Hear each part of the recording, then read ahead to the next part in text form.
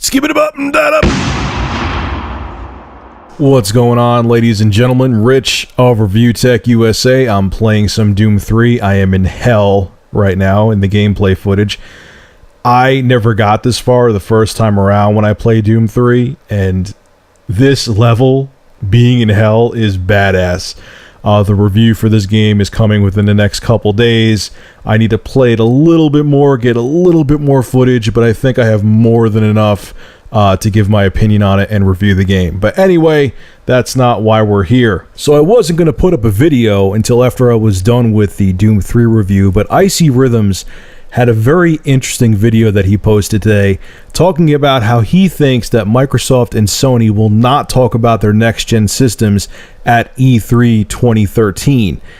And that is a possibility. I don't know if he's wrong or right, but it wouldn't shock me if they didn't announce the PS4 and 720 at E3 2012. John Carmack, who is a much smarter guy than me, he helped create the game you're looking at here. He was one of the brainchild behind the original Doom, and he basically started the whole first-person shooter craze, him and John Romero. He was talking about next-gen systems, and he said that Sony and Microsoft need to wait until they can make it valuable to the customer to buy a next-gen system. He's like, yeah, they could come out with something in 2013 or 2012, and it'll be able to do 1080p, render games in 1080p natively, and it'll have, you know, better shadows and better lighting. But if it's not a dramatic jump from the current gen consoles, people aren't going to see the value in going into the next-gen systems. They're not going to see the value in buying a PS4 or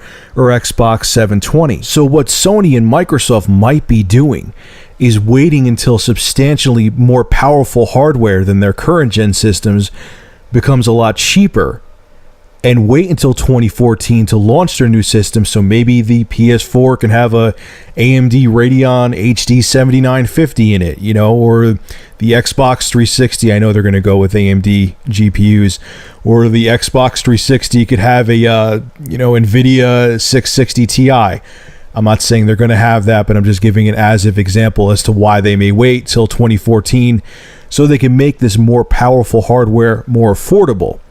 On the flip side of that, though, they may not wait and just come out with their next-gen systems in 2013 because they don't want to give Nintendo a 2-year head start with the Wii U. If they do that and announce the systems in 2013, I could pretty much guarantee that the Wii U, the PS4, and Xbox 720 hardware-wise are going to be almost identical. So multiplats are going to look exactly the same across all three platforms, and it's going to be a pretty even, hardware race or console race if the next gen systems from Xbox and Sony, or Microsoft and Sony, I mean to say, are announced in 2013. If they announce them in 2014, I'll guarantee you that the PS4 and 720 are going to be a huge leap in hardware performance compared to the Wii U. Now, what will happen if the PS4 and 720 are substantially more powerful than the Wii U? There's two different scenarios. The first scenario, if the Wii U is a huge success and Sony and Microsoft give Nintendo a 2-year head start in the next-gen console race, and multi-platform games do well on the Wii U, I got bad news for Sony and Microsoft. They're just going to be getting ports of the Wii U games when it comes to multiplats, and developers, because they're making the most money on the Wii U, are not going to utilize the more powerful hardware of the PS4 and Xbox 720. Now let's talk about the second scenario. If multiplats don't sell well on the Wii U, or the Wii U itself does not sell as good as Nintendo hopes, it's going to be devastating for Nintendo. And the PS4 and Xbox 720, their hardware is going to be utilized, and multiplats won't make it over to the Wii U, kind of like what happened this generation. And if this scenario comes to fruition, Nintendo is going to be in deep trouble. It's going to be interesting to see what happens, man. You guys thought this generation was weird with how long it lasted and all the different motion controls and all that crap.